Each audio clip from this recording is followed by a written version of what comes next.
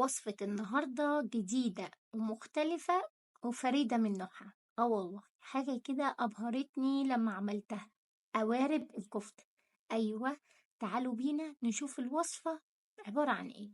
معانا كيلو من اللحمة المفرومة، نسبة الدهن فيه 25%، وهنزل عليها بنص كوباية من البقسماط وبيضة. والبهارات بتاعتنا ملح، فلفل أسود، بابريكا، بهارات لحمة. تمام كده. وهاعمل إيه تاني؟ هنفرم بصلة كبيرة وهاصفيها كويس جدًا من أي سوائل تكون موجودة فيها، وهاضيفها على المكونات اللي إحنا ضفناها، وهاعجن بقى كويس جدًا، ودي أهم مرحلة للكفتة عشان تطلع هشة وتحفة وjuicy كده. لازم نعجن كويس جدًا علشان الأنسجة تتماسك مع بعضيها. بعد كده تعالوا بقى أقول لكم هنعمل القوارب دي إزاي. هناخد قطعة كده من اللحمة المفرومة وهنعملها زي كورة، وبعدين هابتدي إن أنا أعمل فيها تجويف بسيط وأعمل لها سور كده زي ما باين عندكم في الفيديو بالضبط. عامل كده زي الخرشوف لما بنيجي نحشيه لحمة مفرومة، بس المرة دي اللحمة المفرومة هي اللي هنحشيها خضار بالشكل التحفة ده. هجيب البايركس بتاعنا ونحطها فيه، وهعمل قدامكم واحدة كمان، وبعد كده هخلص الكمية بنفس الشكل ده.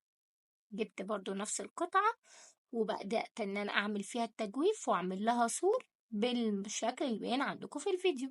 موضوع سهل جدا وبسيط جدا جدا. هنشيل بقى ونخلص الكمية بالشكل ده ونسيبها على جنب. شايفين؟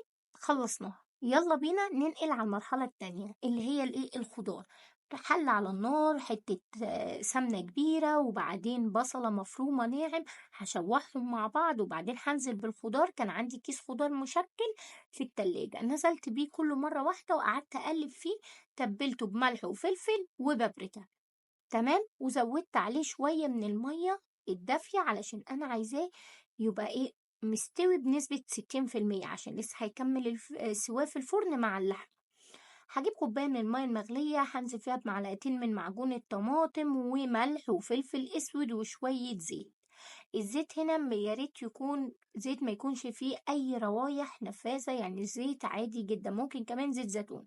هقلبهم مع بعض، وبعدين هجيب البايركس بتاعي وهبتدي ان انا احشيه بالخضار اللي احنا عملناه مع بعض. ما تقلقيش خالص وانتي بتحشيه، احشيه للاخر، اعملي له كده كانه هرم، ما تقلقيش هو مش هيقع من الكفته. بعد كده هنزل بالخليط بين الكفته، وهجيب ورق الزبده اغطيه وادخله الفرن لمده ساعه. بعد ساعه بقى هضيف عليه الموتزاريلا، وهدخله تاني الفرن تحت الشواية عشان تاخد لون الموتزاريلا تسيح كده. وعايزة اقول لكم ده شكله بعد ما خرج الريحة قلبت المكان، خطيرة. والله ما توقعت ان النتيجة هتكون بالحلاوة دي.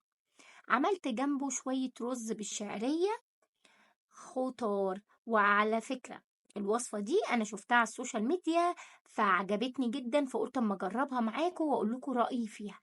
فعلا رأيي فيها يعني 100%. وصفة جديدة مختلفة وحاجة كده فيها تجديد، والطعم رهيب. يلا بينا نقول بسم الله وندوق.